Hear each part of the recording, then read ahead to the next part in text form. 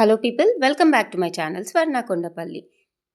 దీక్షా సమయం మండలం పాటు ఎందుకుంటుందో కల్లారా చూస్తున్న నాకైతే అర్థమవుతుంది.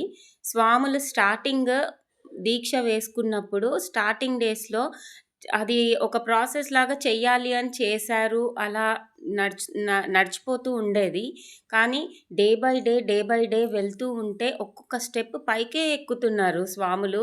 ఆ పూజా విధానం గానీ, ఏదైనా సరే ఆ మంత్రాలు చదవడము ప్రతి ఒక్కటి. ఓ నీలలోహితాయ నమ ఓ శంకరాయ నమ ఓ శూలపానాయ నమ ఓ ఖట్వాంగినే నమ ఓం విష్ణు వల్లభాయ నమ ఓ. వీళ్ళ భక్తి ఎంత పెరిగిపోయిందంటే అసలు వీళ్ళు స్టార్టింగ్ డేస్ నుంచైనా వీళ్ళు పూజ చేసుకొని ఖాళీగా కూర్చుంటున్నారు ఇంట్లో కాసేపు. ఎందుకంటే ఇంకా టెంపుల్సే ఓపెన్ అవ్వట్లేవు ఈ చలికి. 5:15 వరకే వీళ్ళ స్నానాలు, పూజలు అన్నీ అయిపోతున్నాయి.